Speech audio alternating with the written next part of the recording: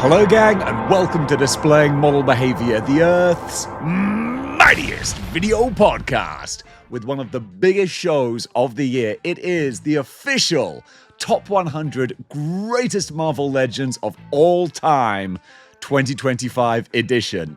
Over the last 12 months, Hasbro have been extremely busy putting out a whole huge amount of brand new figures. Some bangers, some clangers. There are 25 new entries on the list, which means that 25 other figures, they gots to go.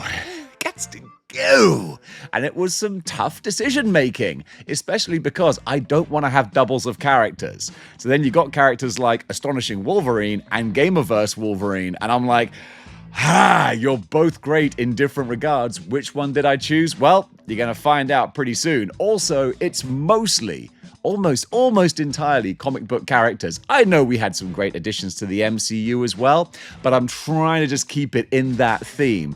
Also, I'm only going for characters that are actually on our shelves now. So things like Mephisto, he's not in contention because he's not yet on our shelves, but a whole bunch of new figures are. Do you want to hear about them? Here it goes. Meet the Super Adaptoid, superhero of the future. Kicking things off in the number 100 spot is a repeat from last year, still holding strong just on the edge of the list.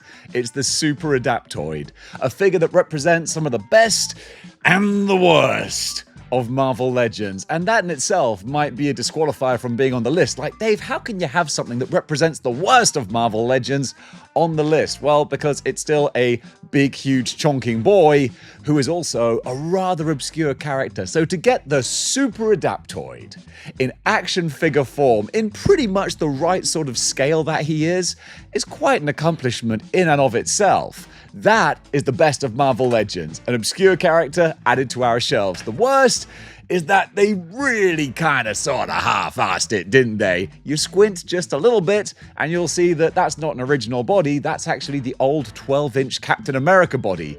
You know, because the Super Adaptoid is famous for having the modern Captain America costume body? No, me either.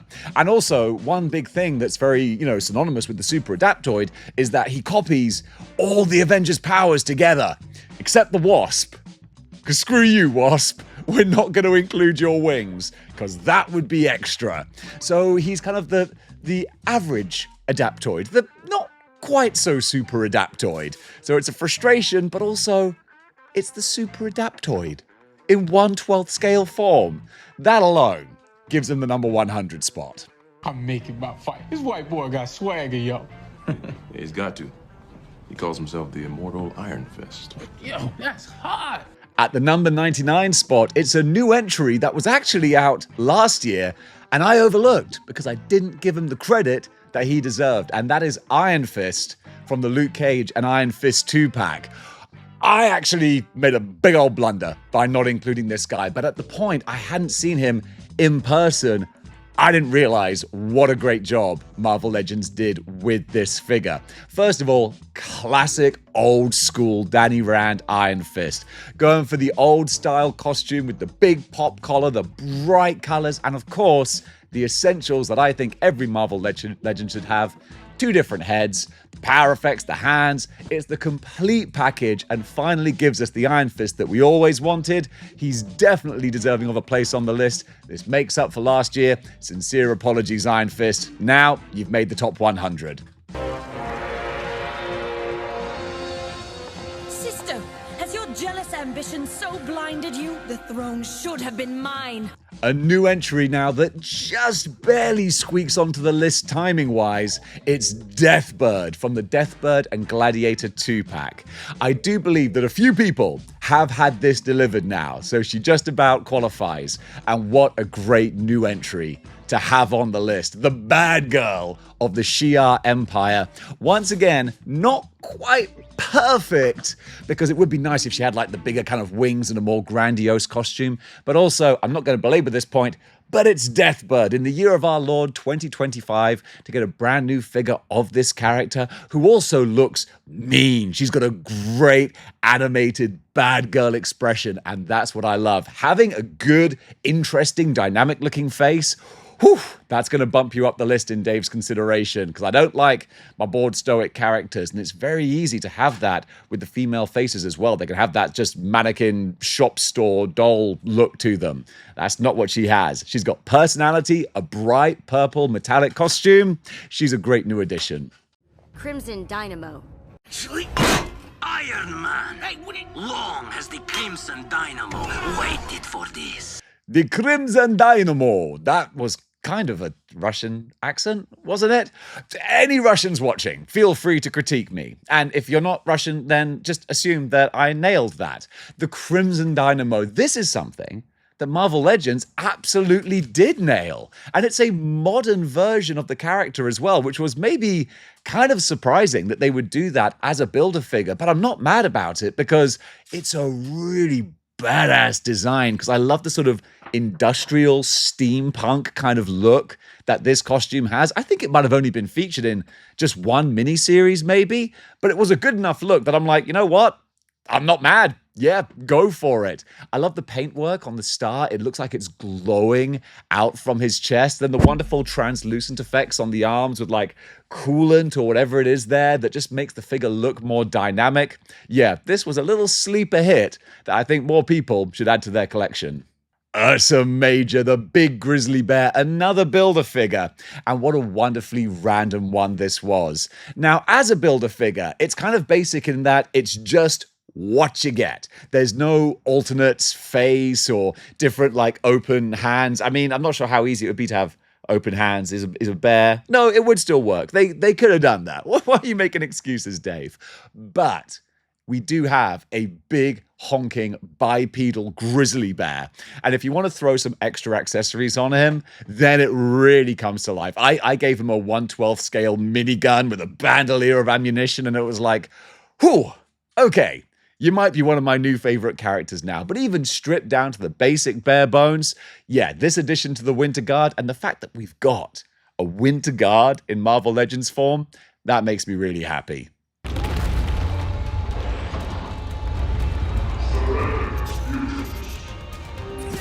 Another new addition for 2025, it's the 97 Sentinel. Now this, I was kind of torn about putting on the list because it's not a comic book Sentinel in the classic sense, but a lot of people are fudging these into their comic book display, and you know what? There's no Marvel Legends police who are going to knock at your door and say, "Oi, Marvel Legends police, open up. You're combining comic book figures with cartoon figures. You'll nick you slag." No, it's fine. You're allowed to do that if you like the aesthetic. For me, it was a little bit too kind of cel-shaded, but that's just me, and that's how players got to be. But if you like the Sentinel, you can army build these things. I mean, yes, it's expensive, but it's not like a Haslab where it's that restrictively expensive. If you don't mind missing a couple of meals or just tightening your belt a little bit, then you can buy some more Sentinels. And honestly, I think you would have made the right decision. Especially if they're not your meals. Have someone else skip their meals. Then you can get a Sentinel.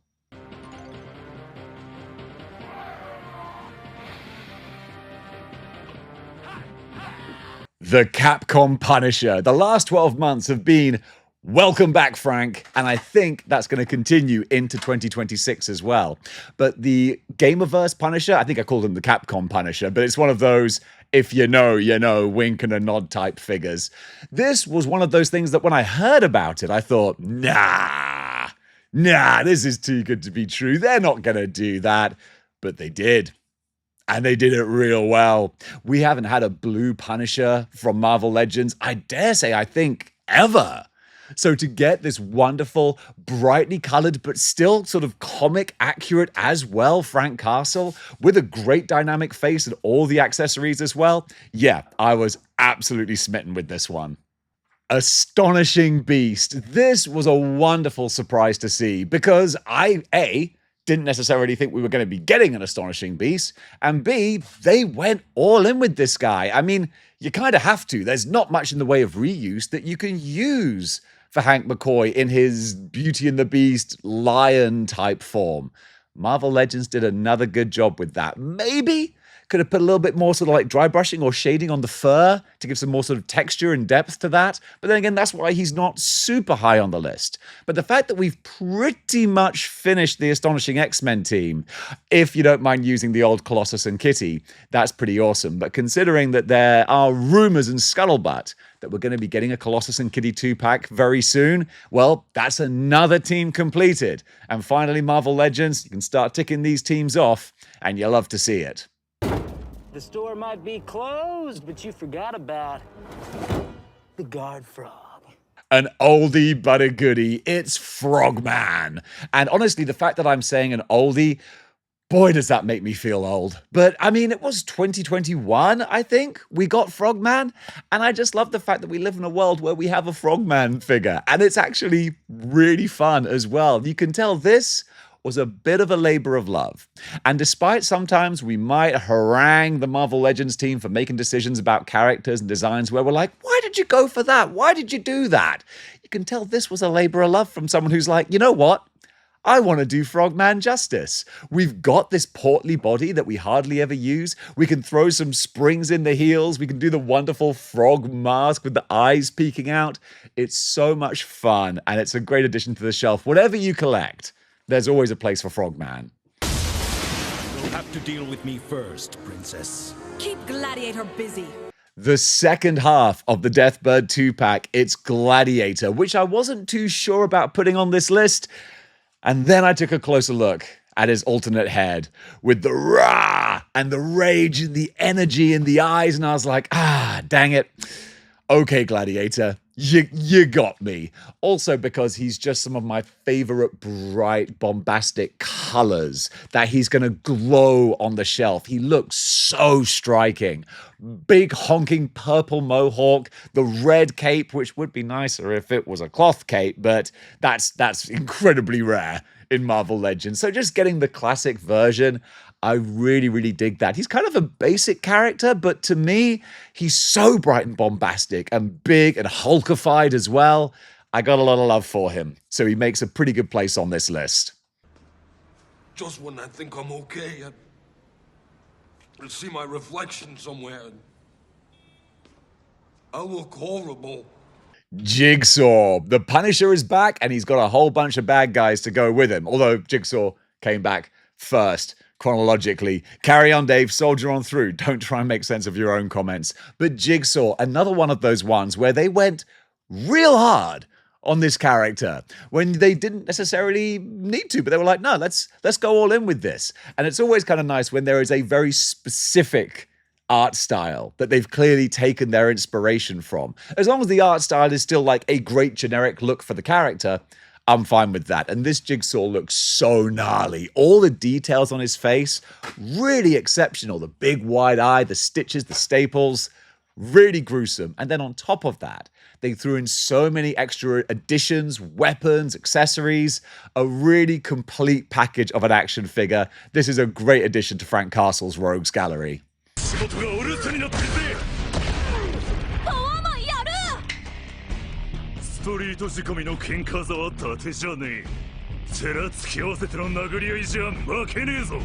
We're completing our 2-pack teams over here, this time with Luke Cage, the other half of the Iron Fist 2-pack. Now, this was something a little bit funny about the Iron Fist Luke Cage 2-pack, was that we had kind of a retro Iron Fist and a modern Luke Cage, which I know can, ruffle your jimmies a little bit. It does with me. I'm like, guys, can we have some cohesion, please? But we did just get the classic Luke Cage about a year previously. So if you're a big old completionist and you like getting all the different versions, it still kind of sort of works out. And if you didn't want the old one or the modern one, you can always sell them, which honestly is half the fun for collecting Marvel Legends as far as I'm concerned. I love building up that community. So the modern Luke Cage is something that a lot of people have wanted for a long time because he is pretty prominent in the books. I mean, is he still the mayor of New York? I think he is. And then he's also a huge, big member of the Avengers, especially the new Avengers, all the Bendis stuff. He's got a big fan following, and Marvel absolutely did him justice with this one. The Omega Sentinel. This is one that I feel might get lost to time unless brave pioneers like myself keep her in the public consciousness, and that's why she's in no danger of falling off this list yet. The Omega Sentinel is again a great example of what a Marvel Legend should be. Two completely distinct looks, extra removable weapons, limbs, accessories. One little gripe that people did have though, and it is very fair, is that the skin tone complexion of the character seems to be completely off. I think the comic book character is of Indian descent, and this is a very European-looking skin tone. I mean, she's now more cyborg than person, so you can argue, well, you know, it's the whole Ghost in the Shell Scarlett Johansson thing. That's not actually her face, but still, that's a little bit dubious, but I'm willing to overlook it for the excellent action figure that we do get. The fact that you've got the pigtail cyborg look and then the full red-faced lady. I love the distinction in the two different dynamics. It's really cool. It adds to your Sentinel display. I'm a big fan of it.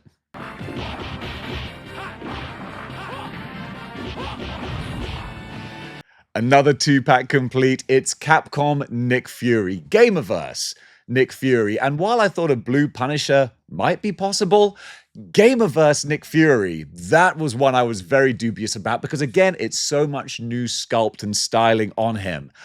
I really love it because even though the Shield 3-pack Nick Fury is great, and he is, I want brighter colors in my display. I want things that are going to pop off the shelf. So with the orange, the brown, the tans, the greens, there's so much more going on there. Interestingly, they gave him a facial expression that looks like you could put a cigar in there like he has in the game. And of course, I understand that Hasbro don't want to do characters that are smoking. I'm actually with that. But the fact you have the option to maybe get a bespoke cigar piece and put that in there to complete the look, I love that you're able to. So yeah, this Nick Fury, huge, big nostalgic win. Yes, Sinister. All my satellites are in place, ready for your broadcasts. Excellent. You are no longer any use to me, filthy human. But... Shit, there goes our contract money. Wait. Is that how the script goes? Holding strong on the list, it's Mr. Sinister, a figure that I really regret selling because he's great and I need him for my X-Men collection. So time to go on the hunt once again. There's only two different versions of this guy from what I recall. There's the original one and then there's the animated one. The animated one's pretty easy to find, but I don't want that.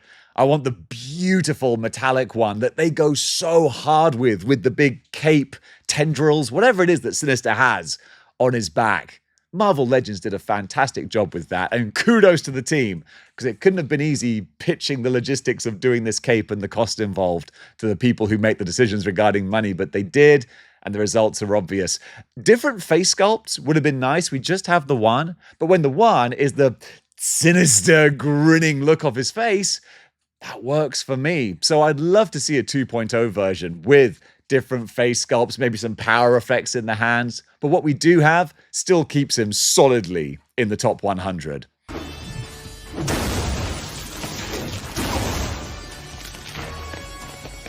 Another new addition and a real big beefy boy here. It's the Deluxe Strong Guy. And again, I think this is on people's shelves now. If not, it's just by a whisker. I saw him in person at London Comic Con, so that's good enough for me. But talk about a complete package. The Build-A-Figure was really good. It's funny, I wasn't a huge fan of it, but on the model behavior poll for that year, it actually won the best Marvel Legend of the year. So the people spoke. And now that Hasbro have zhuzhed him up a little bit more with a new face, with the barbell, it's such a fun figure to have on the shelf, especially if you do have the whole X Factor set. He adds that great 90s comic book vibe. Some folks don't like the repaint on the shoulders. I actually get that. I prefer the more complete color on the shoulders. They went for a very specific look for the character, which maybe isn't the most classically generic, but even that notwithstanding, I still love that his proportions are so over the top with the gigantic ball shoulders and the teeny tiny little legs and waist. It's Strong Guy, beautifully realized. So So he gets beautifully realized on this list too. Oh. No, I'm the one who comes to your rescue. What are you talking about? Whatever, no. Direct from the swamps, those who know fear will know the touch of the Man-Thing. That's weird to say, actually. That's not... Though they burn at the touch of the Man-Thing. Just knowing the touch of the Man-Thing strangely sounds more threatening. But this is actually an MCU Man-Thing, kind of. It's a reworking of the classic comic book Man-Thing Build-A-Figure, and I'm more than happy to have this one on the list, because, hey, come on, it's Man-Thing. That can easily go in a comic book display, and the way that they did take the original and zhuzh him up, they did a really good job. It wasn't just a cheap repaint, but they put new stuff in there that I feel really brought this new version to life. Very impressed with that. And a big, weird-looking monster that's so different from anything else on the shelf. I really, really dig it. I'm here to see Mr. Lincoln. Then you should make an appointment.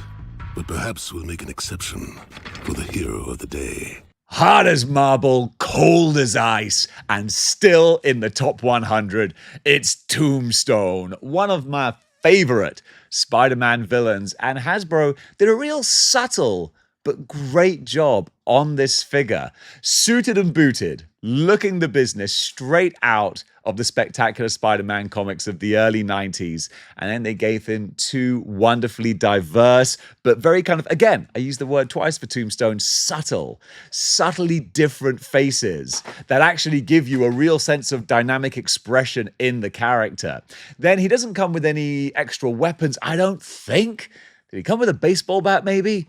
I feel like with Tombstone, any kind of hand-to-hand weapon is kind of surplus to requirements for that guy. Kind of like giving a lion a sledgehammer. You're like, nah, I'm good. I've got all this. But yeah, speaking of all this, that figure is all this. Easy to overlook, but honestly, he's a real gem.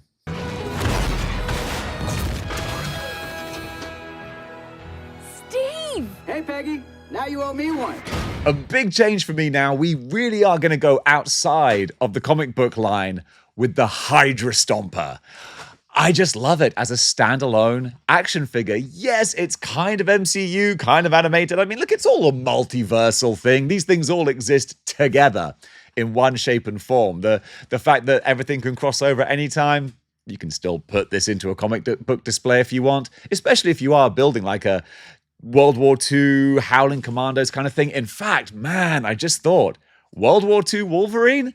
You could put him next to a Hydra Stomper. He's not on the list for this year, though. Maybe tune in next year for that World War II Wolverine, but we're not talking about him. We're talking about the Hydra Stomper. And honestly, I really love it. Gamerverse Miles Morales, another complete figure. This is like the go-to if you want a Miles Morales figure. Some might say that we will find a brighter day. A little bit of Oasis for you. And some other ones might say that he's a little bit too big for the smaller, more adolescent Miles Morales. Honestly, I think he's just fine. The fact that this suit has so much bespoke texture on it, that's a real nice touch. Then with the masked face, the unmasked face, the electric powers crackling up the arms. Yeah, absolutely great figure. I'll fight to end the darkness that's spawned me. There's only one blade. Only ever going to be one blade. And there's only going to be one blade on this list. But you know what? Might as well be the best one out there, am I right? This is perfect. As long as you don't want a neutral face.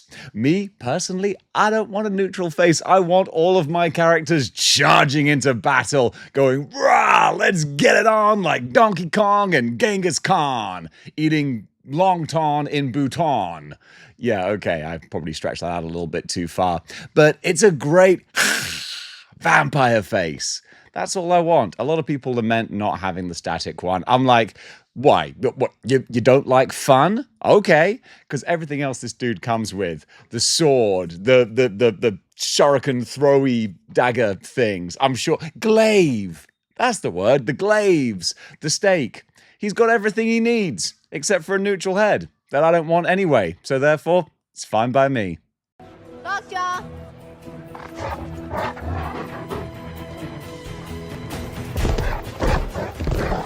Crystal and Lockjaw. I'm doing this as a 2-for-1, but really it's Lockjaw.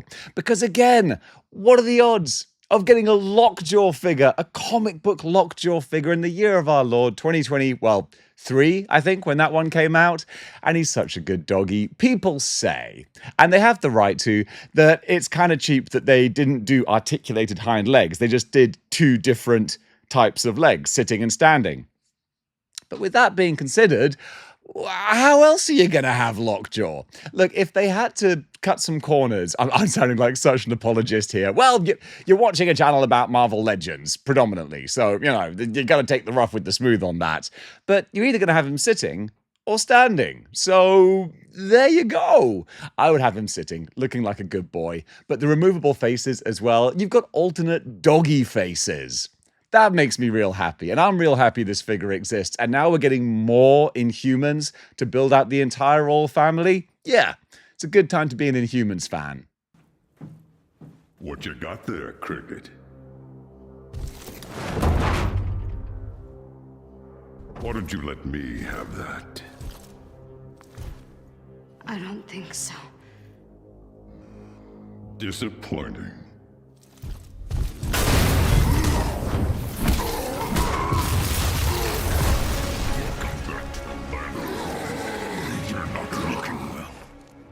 Taking another rare step away from comic book figures, we've got the Gamerverse Abomination. I mean, dude, Brother Jack, look at this guy. The only problem is that it's frustrating that it just reminds us how cool a comic book new Abomination could be. I mean, yeah, we've got a couple, but they old now. They real old. Needs an update. And if the update was half as good as this, it probably would be disappointing. But if it was as good as this, oh, we could be some happy chappies out there. I've seen a lot of people get bespoke, homemade, you know, crafted Abomination heads to go on this. That looks the business. I probably shouldn't have said that, because now I'm going to spend hours trying to find examples of them online, which I might or might not succeed at. We'll find out when this video comes out. But the Gamerverse Abomination, he was way better than I think the Gamerverse line arguably deserved to have. The saga of Crystar. A fantasy world of crystal warriors, demons, and wizards. Good wizards like Ogioti, evil wizards like Zarda, and underworld demons like Moltar. They've captured Ogioti! Each figure with a crystal prism that makes everything look like this. Goodness and right, evil and might, the winner is out to you! The Saga of Crystar collection. Each figure sold separately by Remco. Crystar. I don't even know who Crystar is. Full-on Thanos style. I don't even know who you are. But people do, and they were pumped to be getting a Crystar figure. And now we're getting a Warbow as well. I still don't know who these are. But I give Marvel Legends credit, first of all, for doing another super obscure character. Yes!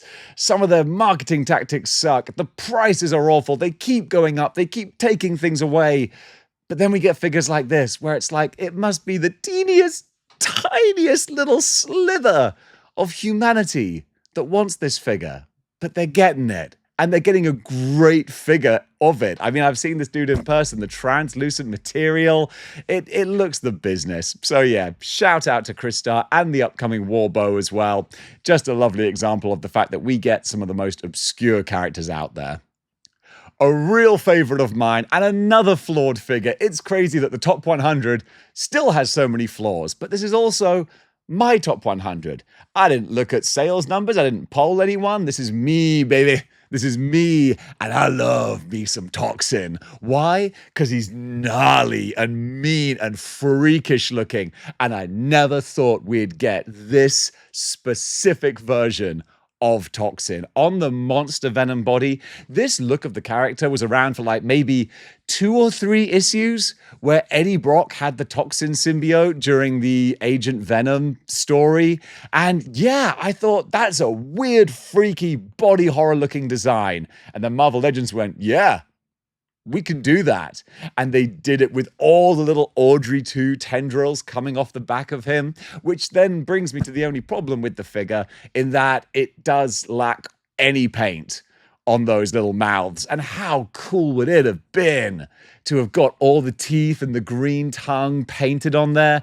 It would have been wicked. Didn't happen. I understand why, trying to save money and cut costs. I mean, that would be a you-know-what to try and paint all of those. But hey, I guess if you've got a little bit of creative skills at home, you can do it yourself. Not that you should have to. But all of that notwithstanding, I still really love this character, especially the face sculpt as well. Didn't even talk about that. The grizzled, wrinkly, gnarly, walnut, toothy face. Oh yeah, Toxin's the bomb. With my tech and this orange key token, all we need is to steal the other key token.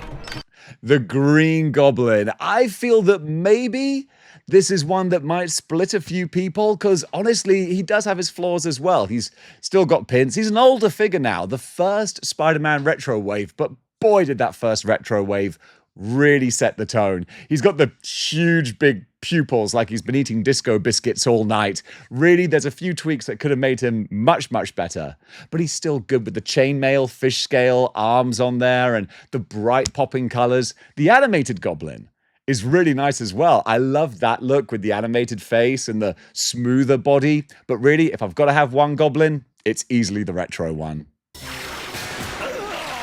This laser will hear one problem I've had for much too long.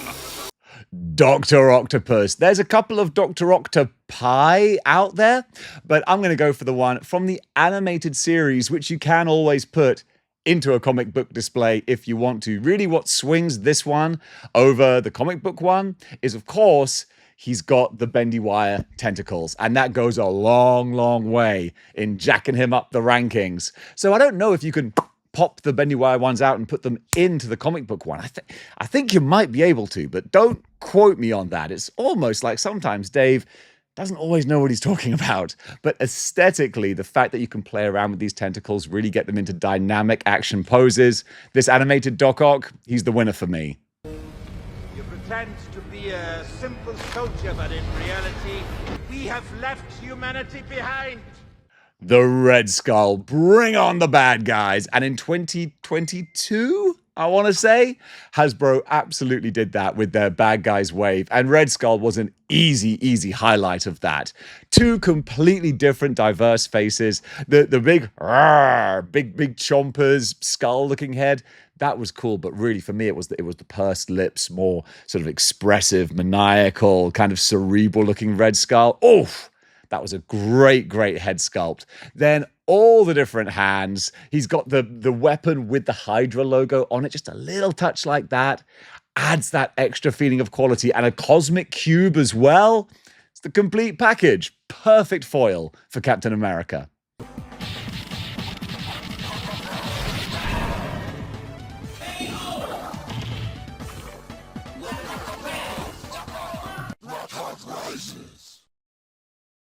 We got ourselves a Build-A-Figure now with Blackheart. Blackheart, that was like the first sort of inkling that maybe we were going to be getting some Marvel vs. Capcom figures. It's like they were subtly laying the groundwork, make us think, ooh, you know where he would fit nicely? Strokey beard. Well, he fits nicely pretty much anywhere because he is a big beast of a figure. Starting to think that with the whole Gamerverse line that was just coming out this year, we might get a deluxe re-release of this, maybe with a brighter color scheme, more of a bluey highlighted sort of color scheme. So if you are thinking of splurging for the Blackheart Build-A-Figure for your Gamerverse collection, I haven't heard anything. There's no rumors or leaks or anything, but you know it would make sense to put him out again in a Gamerverse style package. So maybe hold fire for that one, and who knows, maybe next year, that'll be the version that's on this list. Carter, Dugan forgot the password again. Password is Eagle, you apes. Oh, hi, Peggy. Now, a real cheat for this entry, but then again, it's my list, so I can cheat. Last year, I had the Shield 3-pack with predominantly Nick Fury as the main guy in that pack, as if I had to pick one. Well, now we've got Gamerverse Nick Fury, which is fine, because that means that I can just extend my love and appreciation to the other figures, such as Dum Dum Dugan. Again, who'd have thought? We got a Dum Dum Dugan figure, and he's terrific with the pork pie. It's not a pork pie hat. Whatever the hat is. A bowler hat, maybe? The big mutton chop moustache and all that kind of thing. Fantastic. And Sharon Carter, two different head sculpts, both of which nailed Did a great job with those. And then you've got the Sam Jackson-style Nick Fury Jr. as well. So the whole pack deserves at least one place on this list, but you could pick whichever one you want out of this for the official entry.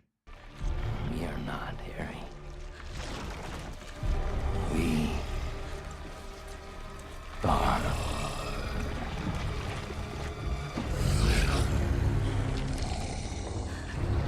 A new entry and a big boy who is outside of the comic book line, but I gotta hand it to Sony PlayStation Venom. What a beast of an action figure, and one I wasn't overly impressed with when I saw the pictures. That's one thing about Marvel Legends. They always look so much better when you see them on the shelves, especially if it's a nice, display cabinet with lights and all that jazz. And that's how I saw the PlayStation Venom, and I was like, okay, you win. That's pretty awesome. And it's silly little things like the removable slime for the wide open mouth adds so much fun to the figure, because I thought it was just a whole lot of black plastic, but then you get in close, you can see all the texture, all the nodules and nubbles on there that make it feel alive and leathery and a little bit creepy. So that big honking Venom, only thing he's missing are some big old bat wings, but I guess that would have jacked the price up a little bit too much. As he is though, he's still pretty awesome.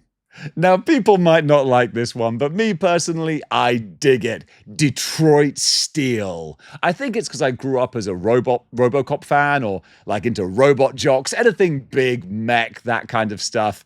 And Detroit Steel, it's just that combination of just the name, Detroit Steel, makes it sound like something straight out of RoboCop. He's got a chainsaw arm and a Gatling gun, and the red, white, and blue. There's something kind of sinister about like a mech that's painted like with the stars and stripes, because it feels like there is some kind of like subversive propaganda going on here. It's like, I'm such a good guy, and it's like, what you hiding, pal? What's going on behind there?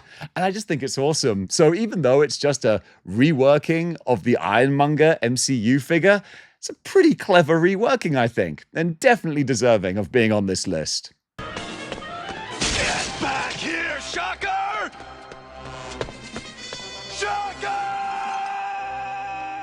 Shocker! Maybe a bit of an unusual choice because it's just Shocker. But they did such a good job with him. He doesn't even have like a huge amount of extras, but he doesn't really need them. He's kind of perfect, just the way he is. And I stand by that, because other people could say, yeah, but where's the crisscross line work on there? And I will refute, I don't think he needs it. Because rather than just painting crisscrosses on him, they actually sculpted in the lines of the quilted costume. That's even better for me. If they were doing an animated one, yeah, draw the lines on. But the whole point of Shocker's costume is it's quilted. His powers are all vibrational. These quilts absorb the vibrations. So he wouldn't have actual drawn crisscrosses. But when you hold him to the light, the shadows give you that crisscross effect. Wonderful. Then he's actually got like a leathery texture on the brown parts of his gloves and his boots. Even his face, even though it's fully covered, has sort of an expression with the eyes. Great stuff. The only thing he's missing is some Shocker blast effects. Having said that though, did he come with the swirly-whirly ones? I think he might have. Oh, there you go. Extra points for Shocker. Fantastic figure. I am not permitted to eliminate you. I am attempting to correct that flaw. Ultron. This is one that is simple but effective, and it's one accessory that tips him over the line onto the top 100 and with a solid place on the top 100. It's the Kirby Crackle, baby. It's the Kirby Crackle. Without that coming out of his mouth, you could argue, he's a pretty generic silver figure, but there's just something about that retro style that just, it warms the cockles of the heart. It really does. Plus, this is a bad boy you can army build so easily. And they've done another version of him as well, so you can have like a Ultron Prime and then the drones to go with him. I sold off a whole bunch of Legends over the last year or so, but I kept Ultron because that's a perfect foil to have for my Giant Man. I've got my Giant Man grabbing him by the leg and like swinging him around. It looks so great. Love that Ultron. You want another example of the best and worst of Marvel Legends? Well, how's about the Strife 5-pack that contains one of the coolest bad guy figures they've ever made? That Strife is just chef's kiss. You want him? You gotta buy 4 other figures to get him. Oh, Marvel Legends, you giveth with one hand and you taketh with the other. And what you take is a whole big bunch of our money. But it's so hard to stay mad at you when you make figures like this. So if you want to be an X-Men completionist and you want all the best bad guys, then you're going to have to get them. But damn it, it's going to cost you a few bob. And it turns out it was Dr. Octopus this whole time. Sacre bleu! I know, right? Doc Ock was in Spider-Man's body for like a year or something. Possibly one of the oldest figures on this list, but one of my absolute favorites. The Sandman Build-A-Figure. Oh my goodness, it's so beautiful and it's so badass and reminds us all of what Build-A-Figures used to be. This has so much going on with it. First of all, he's just a big dude. A lot of people don't like that. They're like, this is too big for Sandman. Kane Marco should be a normal-sized guy, but I point you to any Sandman media. The dude can change his size as big or as small as he wants to be. And with all the accessories he comes with, he's clearly going into battle. So he's going to be jacking himself up. And so many options he's got. He's got the grabbing hand, the spike ball fist. He's got the sledgehammer. So many options. The different heads as well. You've got the regular Flint Marco head, and then you've got the torn away, bashed in Sandman head. So gnarly. I'm amazed we haven't had an upgrade or a deluxe or a Build-A-Figure of this version. Swap out the lower torso, get rid of the ball hips, give us some sandy legs going into the floor. They could still reuse so much of this. I wouldn't be mad about it. I'd happily buy him again.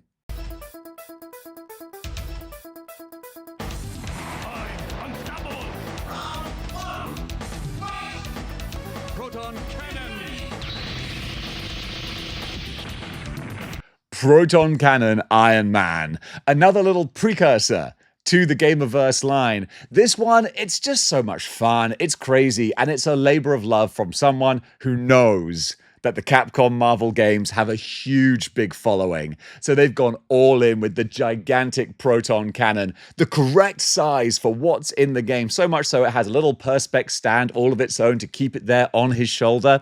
Me personally, I'm not a huge fan of the very animated looking colors on Iron Man. The red and the yellow, the ketchup and mustard, it's so bright. It feels a little plasticky to me, but also it's very in line with that animated arcade style. So I will acquiesce to it, especially because it comes with the animated mullet Tony Stark head as well. So a real bunch of passionate people must have put their input into this figure, and the results are obvious. It's a definite winner.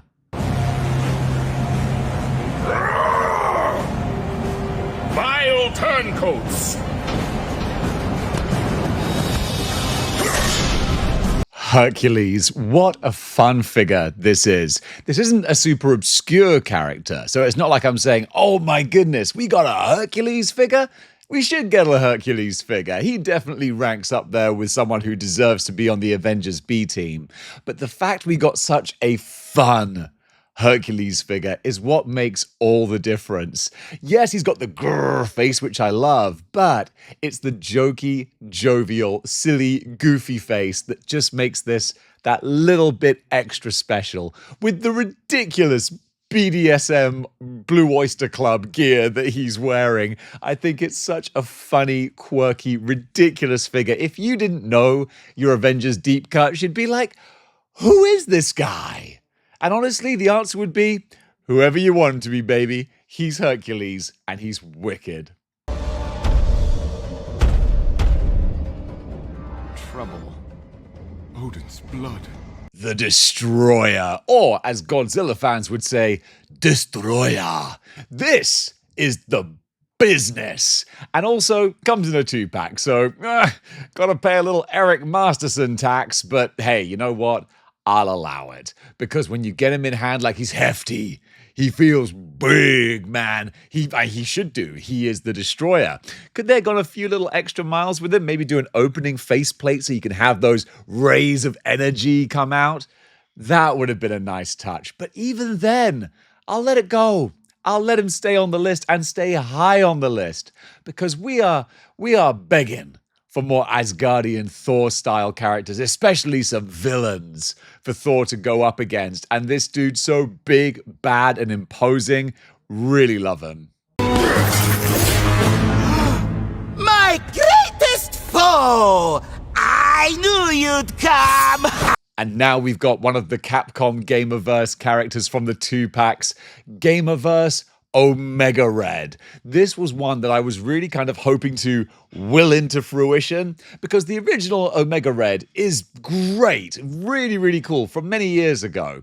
Then we got the updated one in the Wolverine 5-pack. I loved the different head sculpts on that, but he was actually missing some other paintwork. So what I wanted was a fusion, combined version of the two, and that's what we've got here. I love all the details, the size, the stature. The face has a rugged, animated, going into battle sort of look. The only thing that would have made him even better is, of course, some bendy wire tendrils. But we weren't going to get that. But what we did get was a really wicked Omega Red. Wolverine never should have let me live. I wish he was here so I could take care of his carcass too. Sticking with the Wolverine villains, we've got Sabretooth, this wonderful Jim Lee style Sabretooth from another 2-pack. Another tax to pay. Had to get card playing Wolverine. You know what? Don't get me started. This is a list about awesome things.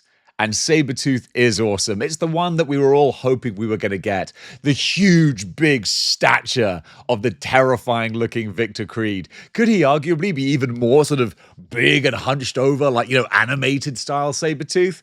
Well, maybe we'll get that somewhere down the line. In the meantime, though, this big, jacked up, lithe version with the huge claws and the real evil looking Victor Creed sneer and snarl on his face. So great, really wicked. I'd like some more modern articulation though. Still got the disc waist, swivel, all that kind of thing. There are flaws, but as a start for what we want for like the best Sabretooth, he's good. He can be better. Maybe we'll get a better one eventually. Am I being too nice to him, putting him this high? Maybe, but hey, I just checked. No one else is policing this, except all you guys in the comments section. I look forward to hearing your opinions. You're wounded again. Steve, I know what you're doing. You cannot fill your life with this. Deluxe Black Widow. This is one that I was very kind of unsure about when I first saw a little leak for this. I was like, highly articulated Black Widow? What does this mean? And it basically means what a female Marvel Legend figure should be in the year of our Lord 2025. So you've got the ab crunch. That's a huge thing. Now, honestly, if a figure doesn't have the ab crunch, I kind of hate it, to be honest. I would have loved to have had Marrow on this list, but without the ab crunch, I'm like, you just look so static, like you got a rod down your spine. I can't be doing with that. But this Black Widow, nah. She's got the flexibility, the movement in the shoulders. She's got the ab crunch and 3 different heads, each one of which looking completely different and diverse. Then with all the weapons and accessories, yep, she really is a proper deluxe Black Widow. Name's Hobgoblin, and you're right on time. A little blast from the past now, but one that I love so much, still has my heart. Whether it's Ned Leeds, Roderick Kingsley, or Jason Macendale. I knew that was the third one. We've got the Hobgoblin, and with the chainmail style armor, and most importantly for me, the swap out Demo Goblin face sculpt as well. They really went whole hog with this figure, which you maybe thought, they're not going to do that, but they did. The only thing a little bit lacking is the Goblin glider, but you can tell there is some artwork of the Hobgoblin where he does have like a teeny tiny little glider. And it's like, okay, I see what you were referencing there. But if you want to really zhuzh him up, which is what I did, you can always get the glider from the old Toy Biz figure, which looks amazing. Oh, so good. Who would have known that down the road we'd have an even more amazing version of the Demo Goblin? But having the swap out options for this one, that definitely tips it over the edge. Your cure will give me what I've always wanted, the chance to be an ordinary human being. Angel, one of the original X-Men, not in his original gear, but definitely more of a retro look, a bit of an X-Factor style Angel. I'm still begging and pleading for a blue-skinned, razor-winged, white and blue 90s Angel. Maybe we'll get that somewhere down the line. Archangel, more specifically. But this older 80s style Warren Worthington, I do still really like him. The wings are beautiful, the body is basic, but the faces are really nice, and they went They went to the high detail of changing the mask just slightly for the two different faces, so you can have two different eras and teams represented. That's a nice little touch, and it hasn't gone unnoticed. One good turn deserves another. Here's your reward! Scorpion, one of my favorite Spider-Man villains that Marvel Legends have done. With the original Scorpion design, they went very comic book accurate, absolutely, but it was one of the things that I don't like about that comic book design is his mouth and nose are all painted green. And I know that's how it is in the comics, but that raises so many questions. Like, is that a mask? Does he paint his lips and put on green lipstick? Like, what is going on here? I much prefer the skin tone. I was like, if only they would do a Scorpion like that. And Marvel must have heard me, or Hasbro specifically. I'm pretty sure they monitor my conversations. And they were like, you know what? Let's throw Dave a bone. We got the animated looking version with the real human flesh tone on the face, which makes him look so much better. And then the bright green colors, it just makes him pop so much more. Absolutely love this Scorpion. I was so happy when I saw him, and even happier when I added him to my shelf. A newer figure now, Ultimate Iron Man. This one is kind of funny because I appreciate there's not many bells and whistles that come with him. He's just the figure himself. And he even comes from the ridiculous comic book line where you got a little worthless piece of plastic with a comic cover printed on it. Thanks for that. But that notwithstanding, the Ultimate Iron Man, I love the design. That's the main thing. I just love the design of Ultimate Iron Man. Big, clompy, stompy boots, the kind of weird, streamlined, almost alien-looking helmet, and the big blasters on the forearms. It's just cool and weird. And I kind of dig it. And kudos for doing a figure which has, I think, probably zero reuse, but requires all original sculpt. That's a real commitment to funneling money into getting a figure right. And dang it, they absolutely got it right. Demo Goblin. I was just talking about him a couple of entries ago. We've got the Demo Goblin Build-A-Figure. I thought it was a crazy outside chance that we might ever get a Demo Goblin at all, let alone a Build-A-Figure that's clearly had all that budget pumped into it, and you can see where that budget's gone. I love it. I love it. So this screams 90s. This screams maximum carnage. Oh, big bang of childhood nostalgia with this Demo Goblin here. Absolutely fantastic. I dig it. I dig it the most. So this guy is phenomenal. Pairing him up with Carnage, Shriek, Doppelganger. Man, we got to get a carry-in one day to finish that Maximum Carnage team. But even when we do finish that team, I think Demo Goblin's going to stand alone as the centerpiece of badassery with all those guys. You're not so tough! We'll chew you to pieces! Let the slaughter begin! You think you can take us? You're not ready yet! Boy, oh boy, was I ever torn when trying to decide which Venom to go for on this list. I've got the Gamerverse Blue Venom, and I love him. And he's currently like the main Marvel Legend Venom for me. But that might just be because I don't have the anniversary one. And the anniversary one in the black with that Ryan Stegman, Todd McFarlane, slightly Mark Bagley-ish head sculpt. Oh, I think that is still the one. You're still the one I want to. Who sang that? Was it The Cause? I don't know. I digress.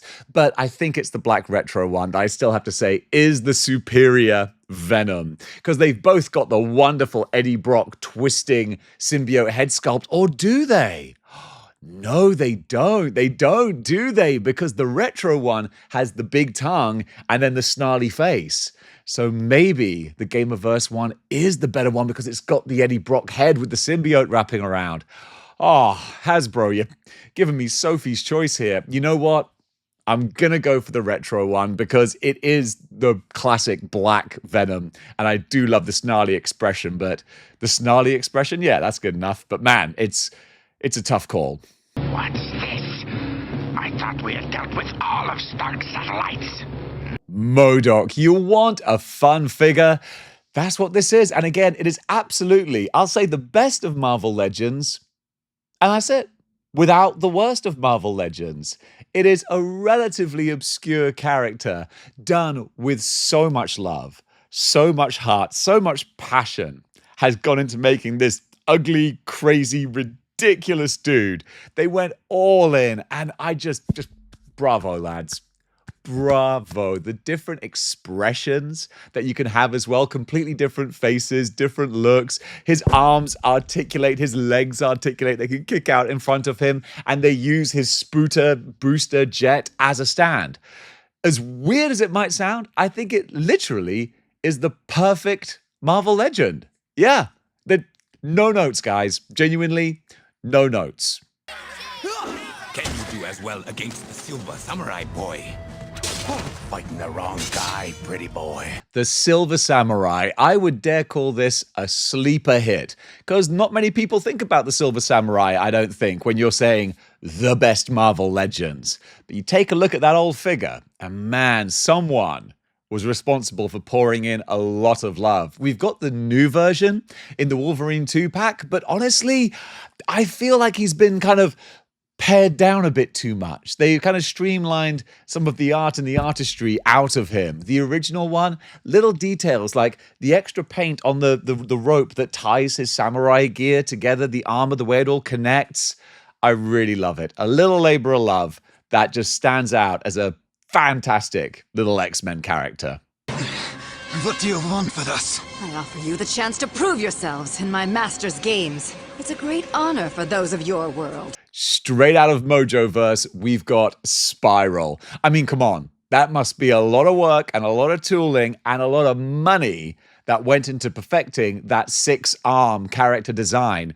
And amazingly more so because you're probably not going to use that again. Maybe we might get an Itsy Bitsy character. I'd love to see that. But besides Itsy Bitsy, name me another 6-armed female character. I mean, please do, if you know one. But Spiral, yeah, they went all in with it, and the results speak for themselves. Looks fantastic. Gave a weapon for every single one of the hands as well. The rest of the body sculpted perfectly well. Only caveat is a very basic face. I would have liked maybe an alternate head, something you can play around with, have some different expressions. But hey, we got all the work and tooling in the arms, and they are fantastic. We should have just tried to sneak in here with a marching band. If you think that's bad, you should hear me sing. Banshee, another new one. This time, the green and yellow Banshee. As soon as we saw that we were getting the training suit Banshee, you knew it was only a matter of time. And they delivered. Only small caveat is the way that the wings of his costume attached to his forearms. Like, it's a little clunky and awkward, like some big plastic pieces. I'm sure they could have found a better way of doing that. But I can look past that, because the rest of the figure's pretty much spot on perfect. And really, it's the head sculpts that sell it for me as well. Two distinct looks. Love having the distinction there. The mutton chops and the rah, ha, Banshee expression. That's great. Really, really fantastic stuff. And another addition to complete a classic team. Gotta love that.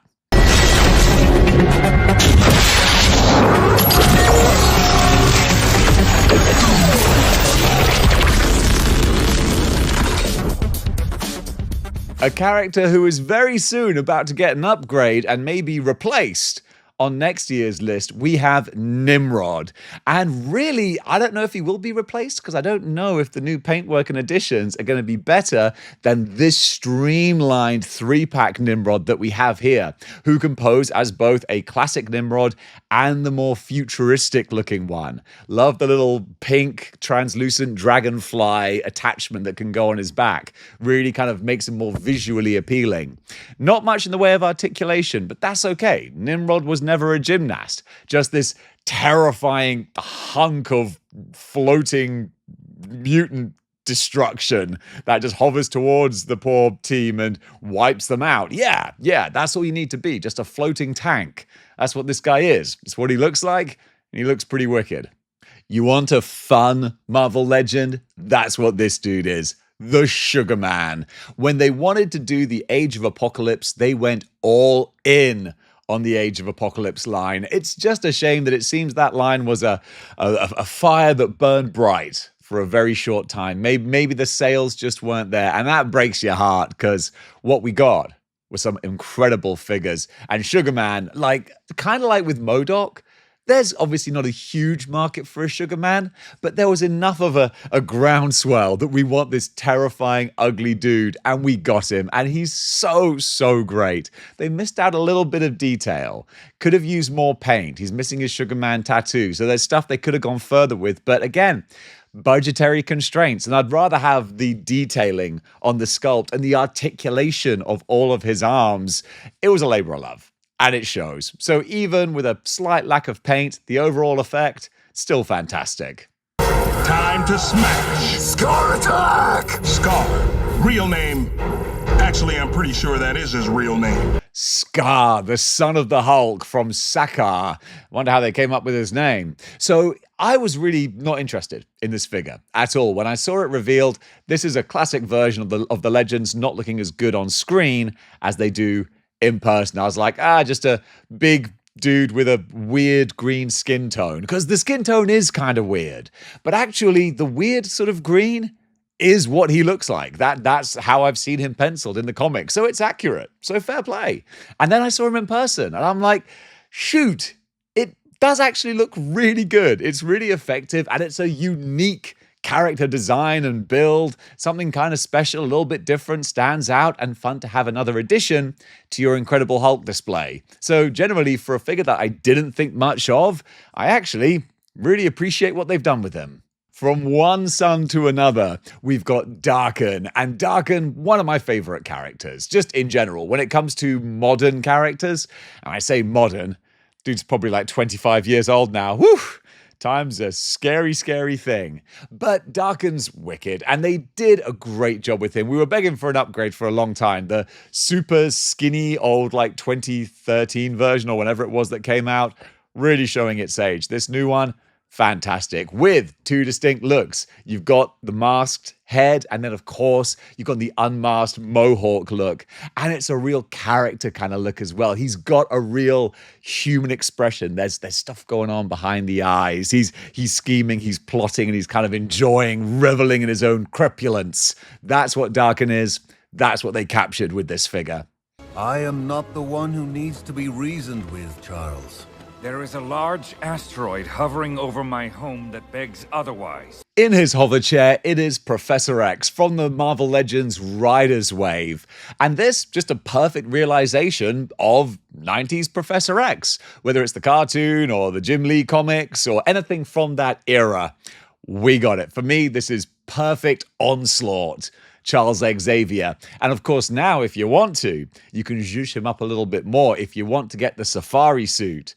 Professor X. It feels like such a Barbie and Ken, like, dolly sort of thing. It's like, new safari suit, Professor X. But it is a good upgrade, because the guy in the green suit, like, he shows his age a little bit. He's still a decent figure, but the face, like, it feels very, 2018? 2019 Marvel Legends? The safari suit really does add to that. And the more I think about it, yeah, the more I got to get that safari suit Professor X. But officially, it's the hover chair one that gets his place on the list. Best of Marvel Legends, baby. Said it before and I'll say it again. Bonebreaker over here. The Reavers. I mean, come on. Yes, they've been in the kind of MCU, the Fox MCU. But even then, were the Reavers in Logan really like the Reavers? At a push, I guess. Bonebreaker, though, is straight out of the 80s and 90s comics. Love that so much. The fact we've got pretty much a full Reavers team with Pretty Boy and Skull Crusher and the others. Sorry, I shouldn't try recounting lines of names in my head while filming a video. That's on a hiding to nothing. But yeah, Bonebreaker. The dude's got tank treads for legs and a facial expression that says, hey, I'm okay with this. I'm having a good time. The fact you can move the glasses up and down too. Big old gun in his hand, the barrel's on the back. Absolutely phenomenal. Hasbro, more like this, please.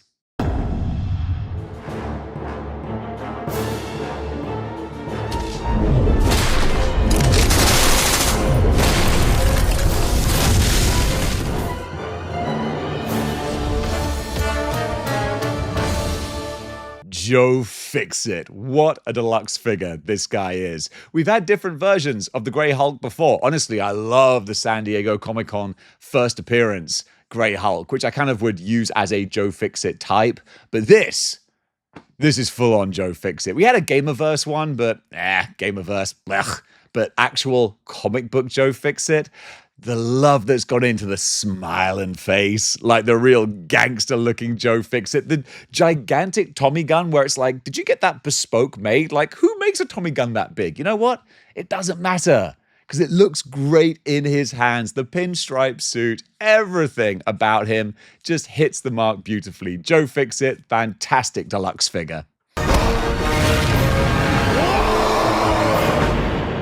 And from one Hulk to another, we got Maximum Hulk now. And this, I know, is going to be a little bit controversial because there's a love-hate thing going on with this figure. But when you just look at it as a standalone item, it's got a lot to appreciate. The 3 different head sculpts, they're all so unique and expressive. And again, I liked him so much more in person than I did seeing him on screen. The Ed McGuinness type, rah, face. That's terrific. I really, really love that. I'm not so keen on like the little missile thing he comes with, but hey, it's a prop, it's an accessory, and I give kudos for the rubbery chest, trying something new. There's rumors in Scuttlebutt that like it does break, but I've not encountered that directly from anyone who owns him. I'm not saying it doesn't happen, but it's maybe not the epidemic that people are like worried about, like, oh, they all crack. I've not encountered that, but hey, it is a thing. I'll put it out there. But considering that you can probably find this figure for $40 now in a lot of places, that makes it a good figure. I mean, when it was originally released, was it $60? That's a little much. But if you can pick them up now on a store shelf for $40, yeah, I think that warrants being pretty high on the list. I am known as Kang the Conqueror.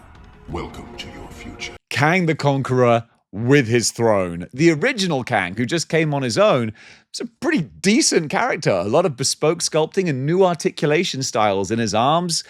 Nicely done. But then taking that and chucking him on a big gold throne with a couple of different faces, a new weapon and effects. Yeah, that's taking a good thing, making it great. And that's what this Kang is. He's pretty darn great. If you want to build out your Avengers and have a whole team of bad guys for them to go up against, this guy, nigh on essential. Look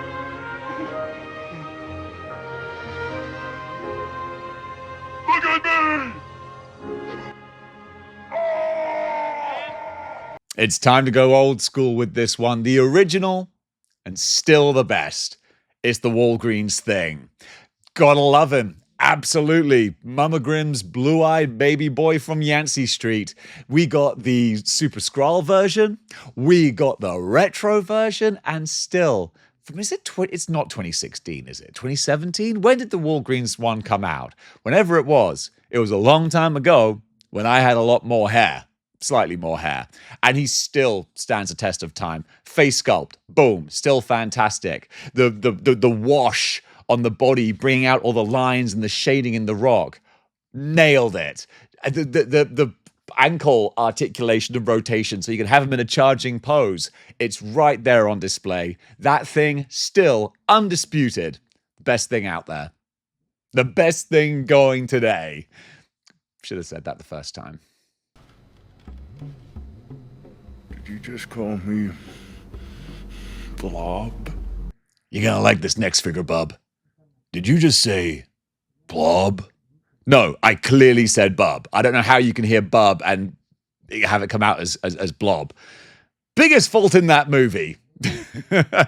Besides, everything else. But the Blob from Marvel Legends, no faults with this. No notes, guys. Once again, the 2 different heads for distinct looks, that's great. The fact that you've made him huge and gigantic, like you put in the work for this Blob here, and it shows. Really, really great. Towering, not just in width, but height over so many other characters. A real giant of a villain. And also, they went for, big and obese and blob-like, but not as gross as the Toy Biz one. I'm sorry, the Toy Biz one, I'm like, you know what? I'm a little squeamish. That's a bit too much. This one has a delightfully cartoony kind of feel to him while still fitting perfectly with the comic figures. Absolutely fantastic. Your SHIELD special agent status will be reinstated. You mean the same SHIELD that locked me up? Yeah, no thanks. Swooping in on his Sky Cycle, it's Hawkeye, one of the classic Avengers, and the figure itself is kind of fine. It's not crazy exceptional, but he does have the nice soft goods on his, I don't know, what do you call it, like the modesty sash on his tunic, whatever it is.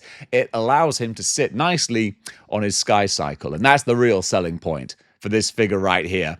To have Hawkeye swooping in with your Avengers display, that's a real nice touch. It'd be nice if they released that Sky Cycle just on its own. You could dish that out to a couple of other Avengers. But if it's just Hawkeye rocking it, that's good enough for me. The pair together make an awesome set. Great addition to your Avengers display.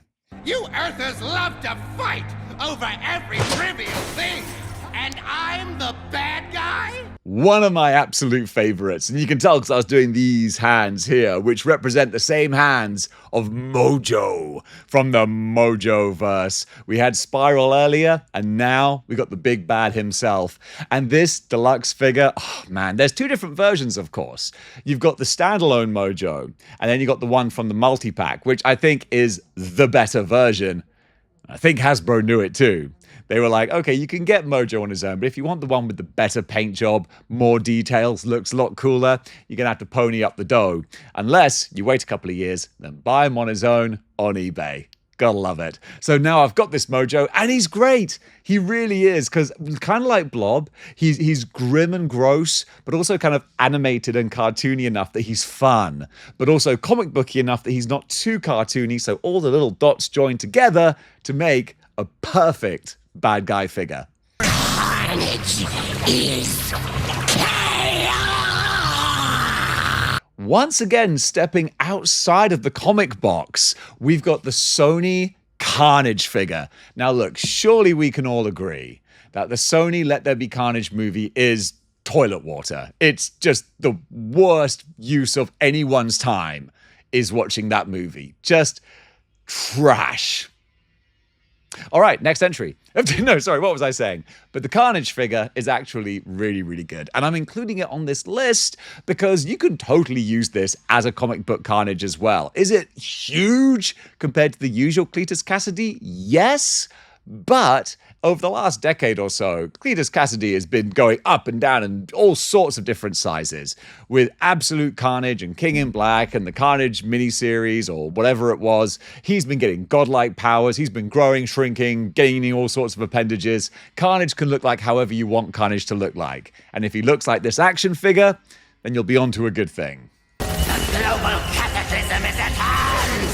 Earthquake and fire will destroy human civilization! Sauron, direct from the Savage Land, and older Build-A-Figure, but still one of the absolute best ones. And now you've got two different versions that you can choose from. Slightly frustratingly, each one has different elements that are better than the other. The original Build-A-Figure, I think, genuinely has better, more detailed paint on his, accessories, on the little belt that he wears and all his little bits and pieces. I think it's a nicer paint job.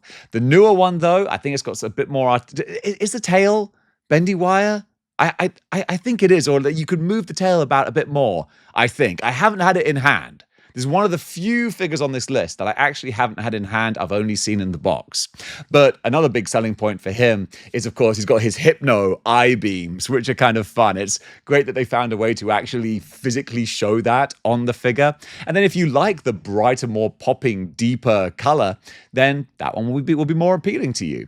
But honestly, whichever one you want to go for, still worthy of its place on the list at the number 34 spot. That's where he is. I think you should be happy with that. Rom, Lord of the Soul Star Order. Rom, the Wraith Slayer. Rom, the Space Knight.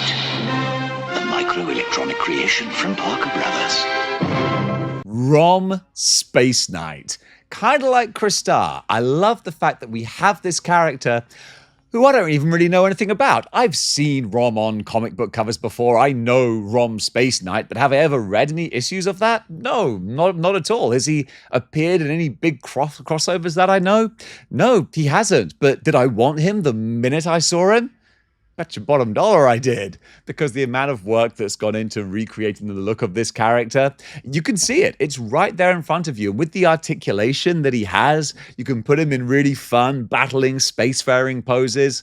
They did a good job. They really did. It's funny how much character it seems to be in this like plain box head with the two eyes, but there is. It works really, really great, and I love him, and a lot of other people do as well. I think Rom's going to be sitting comfortably on this list for a long time to come. All right, everybody, stand down. Now we got ourselves a big boy. It's the deluxe Hulkbuster. Tony Stark decided that bigger is better when taking out the Jade Giant, and Marvel Legends were like, yeah, bigger is better. And we're going to do a decent job with this. Some people, you know who you are, there's nothing wrong with it either, don't like this particular design because they wanted more of like the original Hulkbuster, which is fine. I get that. But this one, I think it sort of serves most masters. It is a classic enough looking Hulkbuster. You know, there's certain design elements that you need, like the dome juggernaut style head and big fists. I look at that and I'm like, yeah, that's Hulkbuster right there. And the fact you can take the mask off and have the little Tony head inside too, and the sort of booster exhaust bits on the back, it's a nice complete figure, really dominates the shelf. Then the question is, can it dominate the Hulk? Well, that's up to you. A real fantastic surprise of a Marvel legend. We got Death's Head. And this, I thought we might get it eventually, maybe, because we got Death's Head too, but man, I always say, best part of Marvel Legends, we get these obscure characters. Did you know that this kind of combines the world of Marvel, Transformers, and Doctor Who? All these franchises are involved in the origin of Death's Head, because he was originally a Transformers character, so he was like huge, big Transformers sized. Then he gets shrunk down by Doctor Who, I think, to like a more human size, and now he's in the Marvel Universe. It's a heck of a journey and a heck of a timeline history represented in one badass looking figure. And with the job that Hasbro did with the actual design of him, fantastic. No notes. Great stuff. More like this, please. Aren't you tired of fighting? Let me help you. The Void. Talk about a badass Build-A-Figure. I don't know how many more Build-A-Figures we've got in our future, but at least if they ever do run out, we're going to be able to look back and go, we had some humdingers, and the Void was one of them. Just look at everything here. First of all, it's translucent. So you can hold him up to the light, see that shine pour on through. Looks wicked. But then all the crab legs and pincers and tendrils. It's a pure nightmare. It's the Sentry's nightmare. It's Bob Reynolds' nightmare. And if we're not careful, it's going to be the nightmare of the entire Marvel Universe. And it looks the business in this Build-A-Figure form. Really love it.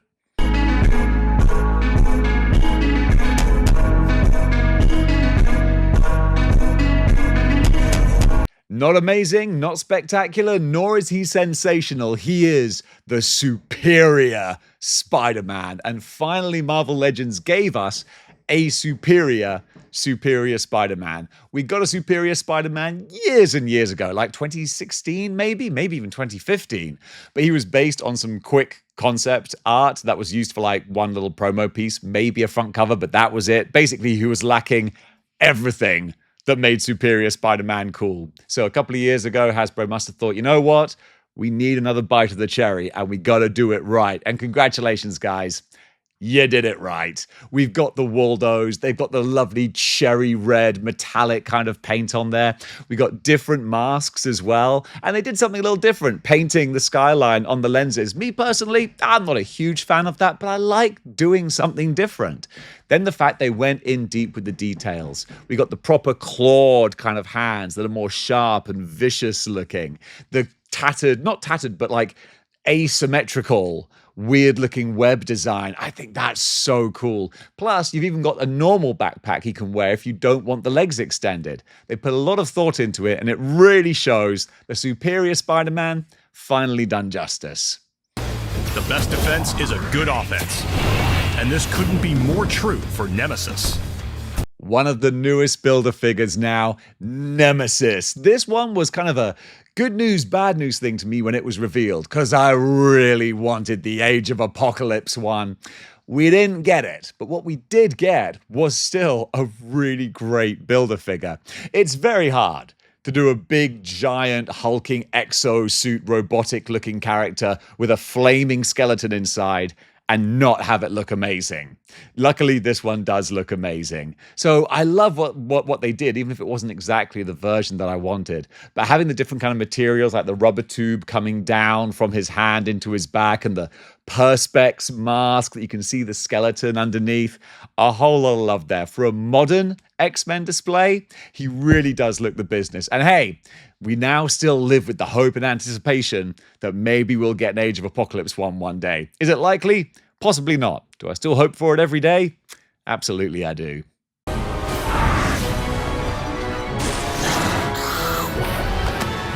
Trick or treat.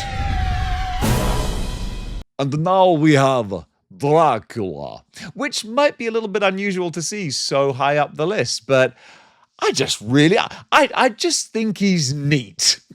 That's it. I like all the details on the armor. I like how much the white skin pops on the character against that cherry red that he's wearing. I like that we have a Dracula character in the Marvel Legends line. We need more foils for our Marvel Legends, well, not Marvel Legends, Marvel Knights specifically. We need more foils for those characters. So having the actual Vlad the Impaler Dracula in the Marvel Legends line, yes, love it. Now bring on more monsters. We're getting Werewolf by Night, which is good. He's coming up. Not on this list, though. But we do have some more spooky boys. So getting to add this really cool-looking Dracula to that sort of set, yeah, that made me really happy. Pleasant dreams, Warren Worthington.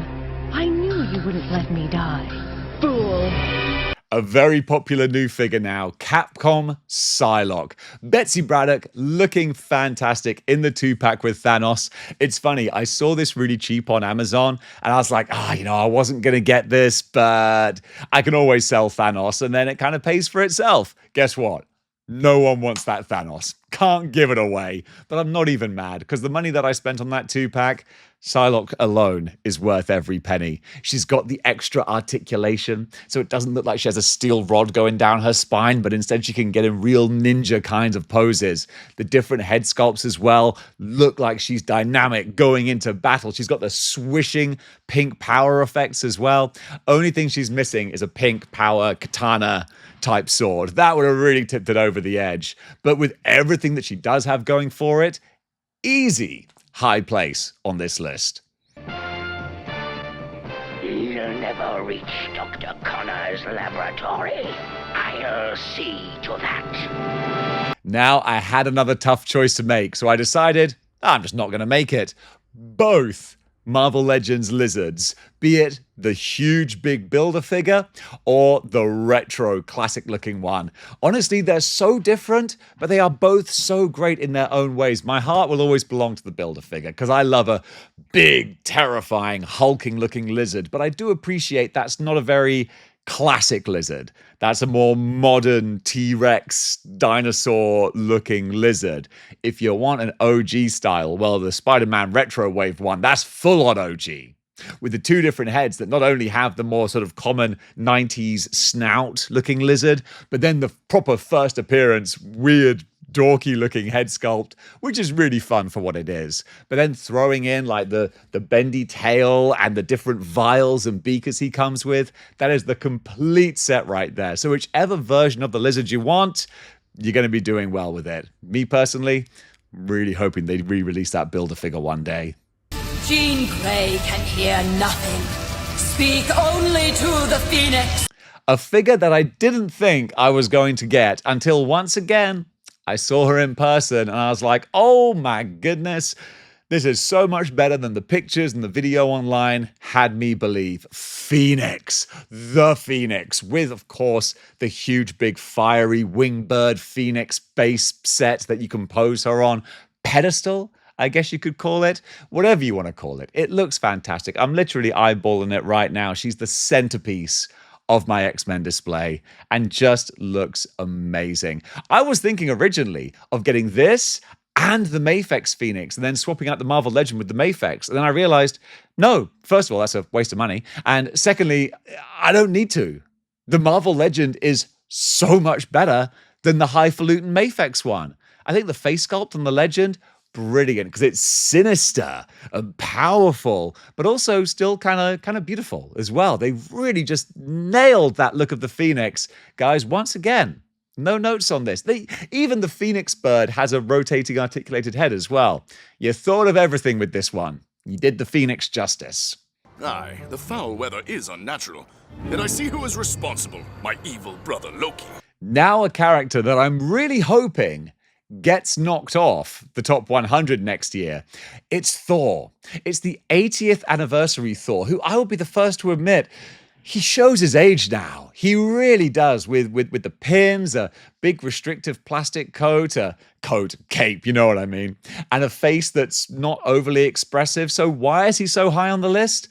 Because he's still the best Thor that we have, certainly as far as classic Thors go. There's a lot of rumblings, rumor, and scuttlebutt that we might be getting a maximum Thor next year. If that is the case, oh, I hope they go classic style. Give him a soft goods cape, multiple facial expressions, a load of lightning, a spinning Mjolnir. That would be the ultimate Thor that I'm hoping bumps this guy off the top 100 next year. In the meantime, though, for the size and stature of the God of Thunder, it's still a really good representation. And because of that, he still ranks very highly. I am no god of the void, slicer of worlds. The King in Black. No. What a great looking standalone character. I don't think they can reuse anything on this guy, so they just went all in. Maybe they thought if we put him in a Venom 2-pack, he can, warrant some Venom tax. We can make some money back on the sculpt that way. You know what? I'm not mad if that was the logic, because what we got was a perfect rendition of a character who hadn't been around long at that time. They moved fast with Null, and they gave us this great, huge, big, towering villain to go up against your Marvel heroes. I was going to say Spider-Man, but not really. He's kind of Venom / all the Marvel universe big bad. And for that, for a cosmic threat of that scale, he deserved a great action figure. That's exactly what he got. And now we've got our next maximum figure. It's Maximum Spider-Man. And it's going to be another contentious one. I appreciate the maximum line generally is. You're always going to be asking the question, is it worth the price tag? But if you take the price tag out of it and you just look at the figure, it's a hell of a package. It really, really is. Spider-Man's got all the articulation he needs, a whole bunch of different accessories. The Peter Parker head is kind of busted. Not sure what references they were going for that Peter head, but the actual Spider-Man, it is nice. It's not my perfect Spidey, though. I would like lighter blue colors, maybe not such a tight web pattern, but still, I appreciate what they did. And again, they did it in a Capcom kind of style. They had a lot of the poses were very kind of Capcom. He's got his web shot and all that kind of thing, but it feels like kind of a half measure. I can see them doing a Gamerverse Spider-Man down the line in a brighter color scheme, maybe with some more Capcom style accessories. This feels like good, but not that much of an improvement from the Renew Your Vows figure, which originally had the Spider-Man spot on this list. So it is an upgrade, but it's not the quantum leap I'd be looking for. But still, he does deserve to be pretty high. Of all the vile filth in the universe I've had to exterminate, you have got to be the ugliest. Cosmic Ghost Rider, just like Death's Head or Rom Space Knight. Actually, I think Rom Space Knight has a more classic, following, but still, I'm talking about unusual characters that you wouldn't necessarily expect to get. And Cosmic Ghost Rider, man, he was all over the place back around 2018 or something like that. He featured a lot, and rightly so, because kind of like Nemesis, hard to get flaming skull in a spacesuit wrong. And Hasbro didn't get it wrong. They got it very right with the whole bike as well. I saw a lot of people would put like fairy lights in the ball of the bike to give it that glowing effect. That was a great touch people can do. But even just bare bones, straight out of the box, Cosmic Ghost Rider looks great. I don't have many more. And actually, I kind of lament not having him in my collection because he was such a fun figure. One of these days, who knows, maybe I might want to pick him up again. But with the spiked red shoulder pads as well, the galaxy pattern on his costume, yeah, really, really love it. The Power Stone. I'll do it myself. The BLT. I'm sorry, little one. I am inevitable. Thanos, the deluxe Thanos. As I was saying before, I can't give the Gamerverse Thanos away, and I think probably the main reason for that is because there's a better one out there already on people's shelves, and that is Deluxe Thanos. Absolutely perfect Infinity Gauntlets, Ron Lim, any other artist from that era who drew Thanos. I shouldn't have said Ron Lim like, I know artists, because actually I just remember Ron Lim. But yeah, it looks wonderful. The full gauntlet, the snap finger effect, the gold trim, the sheen of the metallic paint, the evil Thanos sneer, everything about it just nailed it right out of the gate. What do you nail something out of? Do you nail something out of the gate? Off the bat? Expressions. I don't know. Where do they come from? I'm not going to edit this. Thanos, he's a good figure though. Go pick him up if you haven't already. Let's move on.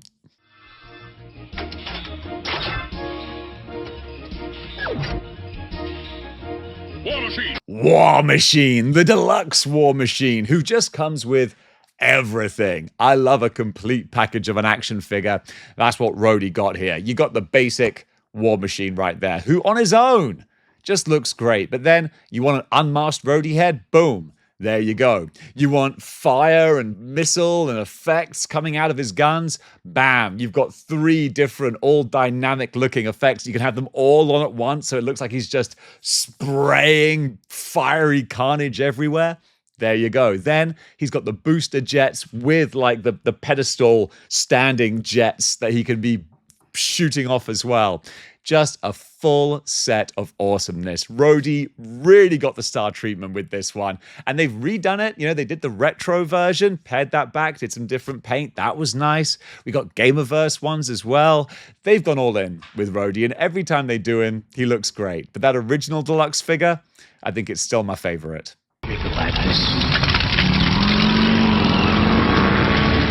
me Ghost Rider. I am summoned when innocent blood is shed. Only slightly ahead of the previous Ghost Rider, we've got Danny Ketch in all his 90s glory. This was a figure that I was hoping and wishing for from the moment I started collecting Marvel Legends. Love me my 90s Ghost Rider with the bike that's so distinct with the shield on the front. When we finally got this announced, I was so happy, and then I saw how much work they did to really bring it to life, to not penny pinch or scrimp anywhere. I love the flame stand, so you could have him doing his wheelie with his chain in the air. The body for the Ghost Rider is good. Some people say it's a little bit too small. Maybe, but also when he's on the bike, you really can't, like, you can't tell. Maybe arguably it could be slightly bigger, but I'm not making any excuses. I just feel like I can't see the problem with it when he's riding his hell cycle. And that's the only way I'm ever going to have him posed. So the package together looks great. The amount of flame effects on the wheels, the tires and everything as well. It's just wonderful. Dare I say, once again, Hasbro, with this one, I was going to say no notes. You could have always thrown in like the morphing face sculpt from skull to human or back again. But hey, those are extra greedy options. Just for the basic figure though, I love it. Wait, I think I see something. A spider? No, something shiny. Another entry that's a little bit of a cheat from me. It's boom. Another 2-pack. It's Ant-Man and the Wasp. But I mean, come on. If you're building an Avengers display, a classic Avengers display, then you're going to want these guys. One of the reasons I don't have them, though, having just said how good they are, is that I've got the Haslab Giant Man, as many people do. So I'm like, I don't really need the normal-sized Hank Pym, because we got the big one. But then the retro Wasp, she does look really beautiful as well. But the retro style very much puts her in that 1960s aesthetic, where maybe that's not where your display kind of lies. I try to go for like a 90s feel for my display. So yeah, this is serious collector concerns here. But that doesn't take away that both of these figures, beautiful face sculpts, soft goods on the lab coat with Hank, and just everything about the Wasp, I just think looks really wonderful in her retro fashion designer type costume. Really brilliant 2-pack. And again, just a wonderful showcase of how Marvel Legends can take an era of characters and represent them perfectly. I am as far beyond mutants as they are beyond you. Must be exterminated. And now we got the Apocalypse, the Build-A-Figure Apocalypse. Still my favorite to this day. Next year, will the 97 animated one knock him off his perch? I don't know, to be honest, because I still feel aesthetically he's a little bit too animated for me. But Dwight did hint, when I was having a little chinwag with him, that they could always maybe repaint it in comic colors. So you never know. See that one down the line. In the meantime, though, the Build-A-Figure is still just big enough to be that terrifying, towering-looking Apocalypse. The face is great. The size, stature, the metallic blue. He really is the business. Do I want a giant Apocalypse? Absolutely I do. But in the meantime, this guy, he's still going to be my favorite. The wearer of this Halloween costume would gain instant power. It is yours for the asking. Retro Kingpin, who I think, as of this video, is about to be re-released. So if you don't have him, now's the time to pick him up. And it deserves another bite at the cherry, because this is a great version of Wilson Fisk. When we got the white suit Build-A-Figure a couple of years previous to that, I was like, ah, man, this is great. But if only they had the original. And now they made it. Well, back then they made it. The now of then was when they made it. And I was so happy. I was like, yes, this. The orange, the blue, the cravat, the purple pants. Nailed it. Brilliant. Brilliant. Everything about it. He's got the beaten up face as well, where he's like, going into battle fighting Spider-Man. The huge big fist with the ring and the cane with the diamond. Yeah, just a glorious, glorious representation. A great centerpiece for a Spider-Man villain / like street gangster display. Really wonderful.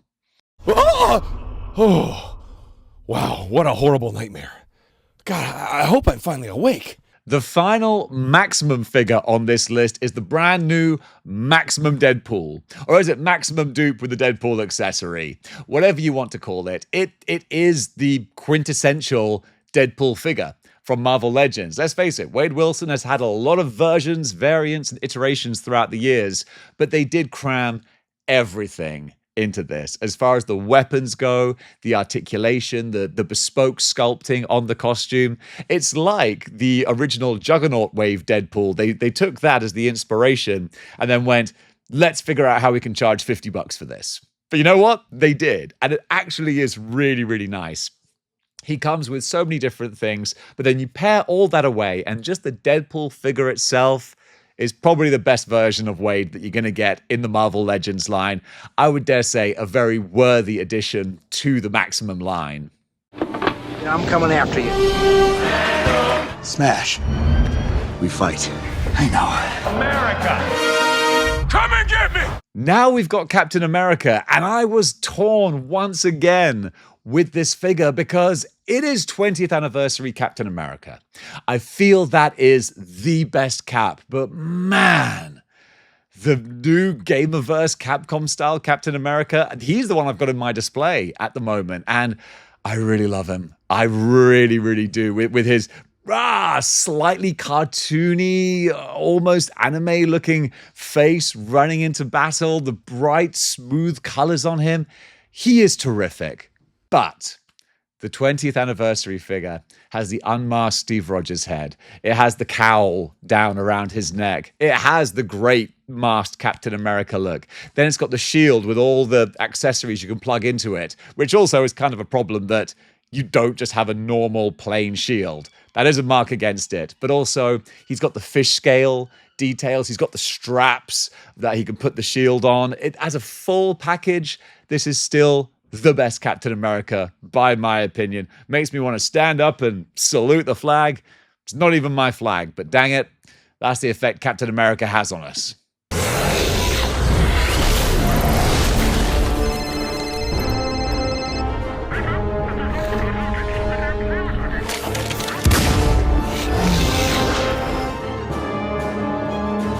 Now, kicking off the top 10 with one of my all-time favorite figures, it is Venompool. Venompool, what a wonderful, crazy, ridiculous character that we would never have thought about getting in a million years, but Hasbro went, you know what? This is going to be fun to make. And they clearly had fun with it. And they went all in with it as well. And now you've got two different versions to choose from. You've got the original Build-A-Figure with its kind of like darker, muted, more sort of sinister colors. And then you've got the re-released deluxe version that's much more popping and bright in its color scheme. And honestly, I think I might prefer the new one because I like that vibrant looking color scheme.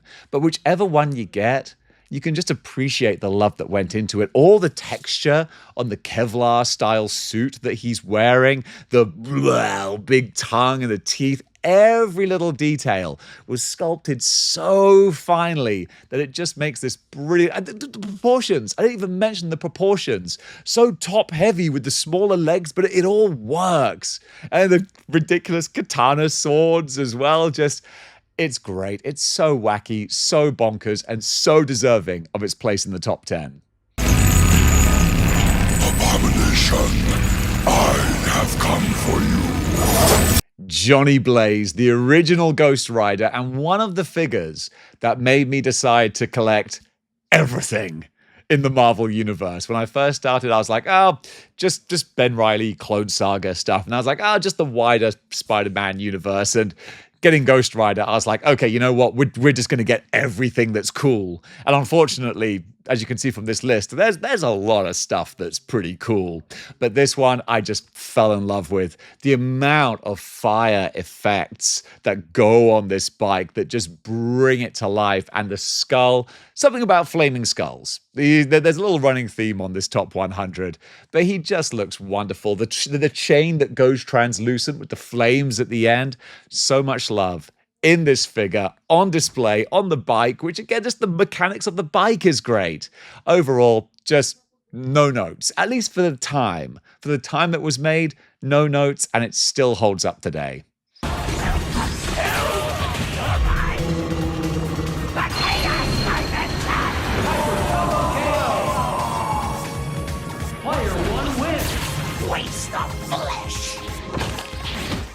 The arguable centerpiece of the Gamerverse line, Giganto, or Shuma-Gorath as we know it is. This might be like a crazy high place for this, but I just love how bonkers and bizarre it is. You know, people can argue, I think the big argument is, oh, it's a bit too big for what it is, but I'm not going to complain that a big mystical monster is too big. It's a giant eyeball squid thing. It can be however big it wants to be. I'm not mad about that. I just love the fact that we have it. That is definitely a case of the Marvel Legends team taking a big swing. And I will throw out a little bit of criticism every now and then as much as the next person. But you can't say like, oh, they don't care. They only make Iron Man and Wolverine. Well, ta-da! They must have invested a lot of their budget into making this a reality in the hopes and the confidence that there was enough of an audience there that wanted to pick it up. And I hope there is, because I haven't got this. I appreciate what they've done with it, but I am someone who's like, nah, I'll get the new Wolverine, thanks.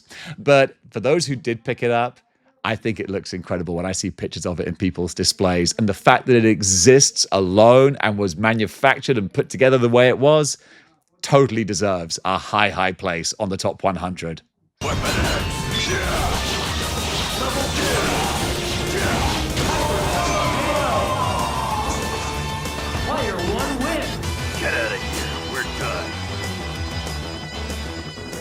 The final one that I was really torn about on this list is Wolverine. Astonishing Wolverine or Gamerverse Wolverine? It's tough. The Gamerverse Wolverine in the design style is great because it is that anime sort of look straight from the game art with the huge big fins, the whacking big claws, the stocky sort of physique. The problem is that a lot of people have pointed out, like, he's big. He's bigger than Logan should really be for the Marvel Legends line. He's kind of fitting into his own thing with the Gamerverse set. And also, it is just that figure. He doesn't have much in the way of accessories. So even though I love what they did with that, if we're going to go for a great overall Wolverine, it's got to be the Astonishing. Astonishing Wolverine, even though it is the Astonishing costume and not the classic sort of one that I like to go for, it's the complete figure. It's got the masked head, it's got the unmasked head, he's got the different hands and accessories. I feel like this is the one that you want to get if you just want a comic book Wolverine, even though it's not the era that I like the most. As far as an overall figure is concerned, I think this one deserves the place on the list over the Capcom one, but dang it, they're both great additions to your shelf, whichever kind of style you want to go for. Like they say, a fool and his money are soon parted. We got a real big boy now, and hot off the press, it's the Gamerverse Juggernaut, and this is incredible. This is just the absolute business. It's the bee's knees, the mutt's nuts, the cat's pajamas. I love this. So huge. He's massive. And he looks so good. The facial expression behind the dome mask. He's just so much fun. I almost can't articulate it, which is terrible for a video presenter. But for the pièce de résistance of the Gamerverse line, yeah, you nailed it. You could argue that other figures are the pièce de résistance, but in my opinion, this is the pièce de résistance. Do I just enjoy saying that word? Yeah, I think it's very satisfying. And having this Juggernaut on your shelf is also very satisfying. I think it would be difficult to topple Select Juggernaut as my favorite, but what they did was they kind of took the aesthetics of the Select and then gave it articulation, which is always appreciated in an action figure. And in doing so, they made the ultimate Juggernaut.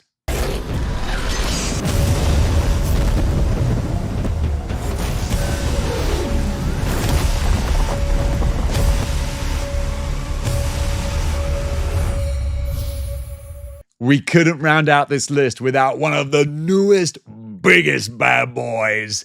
It's Dragon Man, and another success from the Marvel Legends team and for their made-to-order design and sales method.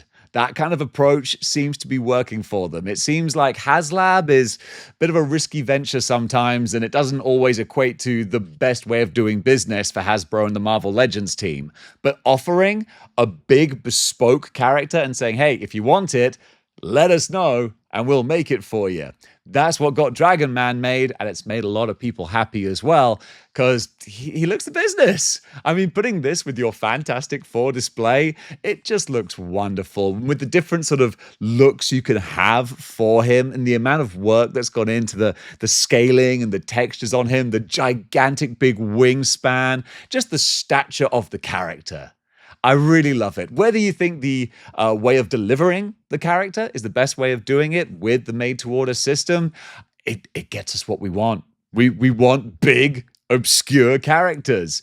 Now we've got a way of saying, hey, you can make it with confidence. We do want it. And now we got ourselves a big Dragon Man. And honestly, I think that makes everyone happy. All will kneel before me. Without their powers, they are nothing before Doom. Dr. Doom from the Cabal 3-pack. This is the kind of the culmination of the different Dooms that came before it. We had the Super Skrull one. That set the standard of a badass, great-looking Doom. Then we had the Retro, which was much brighter in colors. I really liked the Retro one, but a lot of people thought he was a bit too popping, a bit too, dare I say, even goofy. But he also had the nice kind of tunic, bit of felt costume that went around here. So finally we got the Cabal, which just had the best of all those elements all together. He had the darker, more badass kind of modern color scheme, but he finally had a soft goods cape. And maybe in the year of our Lord 2025, I shouldn't be praising Hasbro for giving us a soft goods cape. It's like, yeah, he should do, but at least we got it. And all of that combined with the different heads, the Doombot styling as well, the little extra details like the jets on the back and all that kind of stuff, it just comes together to really do the ultimate big bad of the Marvel Universe justice. He's the ultimate Doom. Perhaps you self-appointed social engineers don't realize the crucial role mutation plays in species evolution. In the number 3 spot, we have got Retro Beast. I don't know, maybe it's the soft goods once again. Is there kind of a common theme going on here? But Hank McCoy as a standalone action figure, and you might find I repeat myself a little bit later, not a special edition, not a deluxe, not a pre-order or anything, just a standard basic retro carded Marvel Legend comes with everything.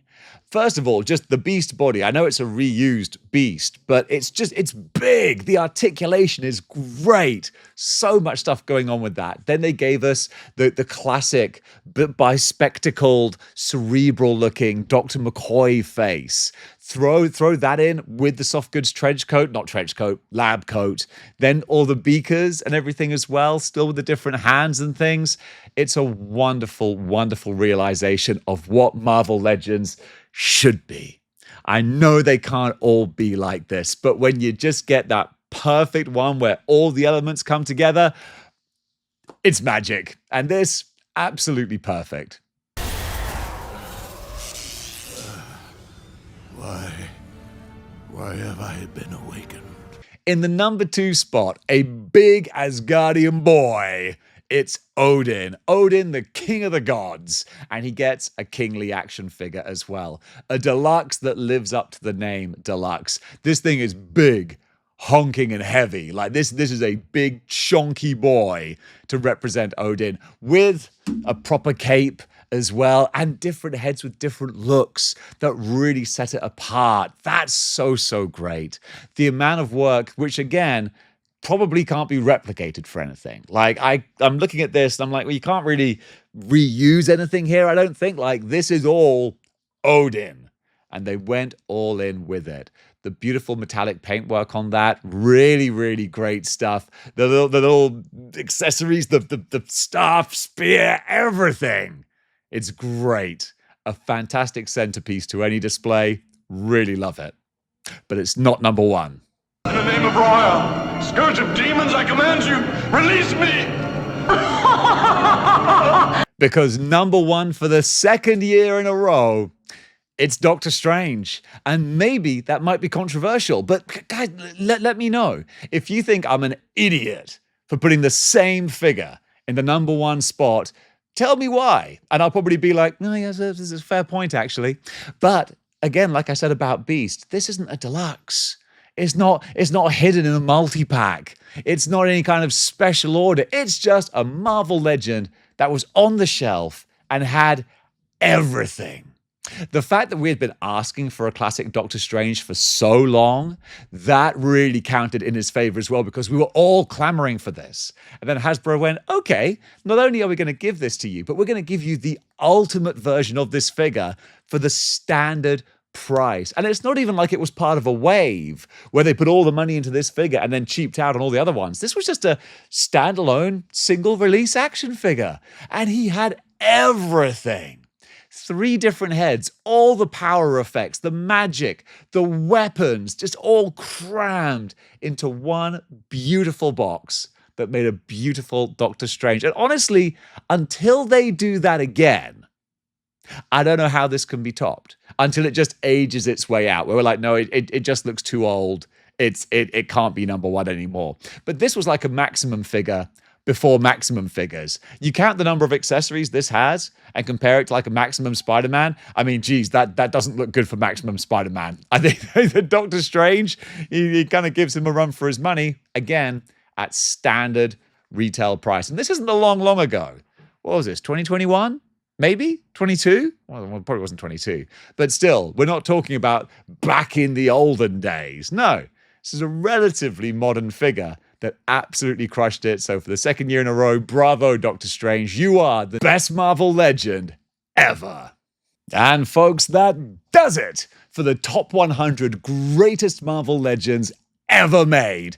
2025 edition, which I might maybe list in the video as 2026 edition, since we're going into 2026. You know how like video games do NBA 2K, whatever, the year before, so it seems more up to date. Then I can have the fun of everyone telling me, Dave, you do realize it's 2025, and I'll be like, yeah, I know.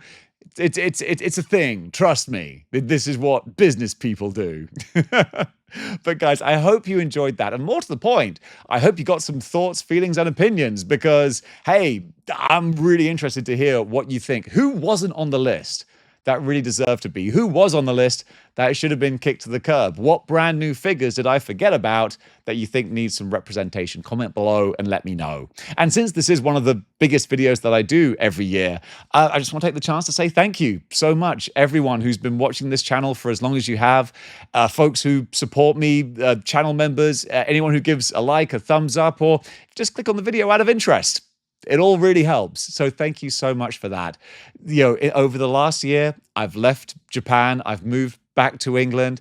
I've got engaged. I'm trying to do YouTube and Whatnot full time. If you want to follow me on Whatnot and buy comics from me, you can do that as well. But it's hard going, but it is living the dream because I'm doing what I love to do, and it's humble, but it's amazing as well. And I owe that to everyone who watches this. So thank you so much. Bring on next year's top 100 Marvel Legends ever. And until next time, keep displaying model behavior.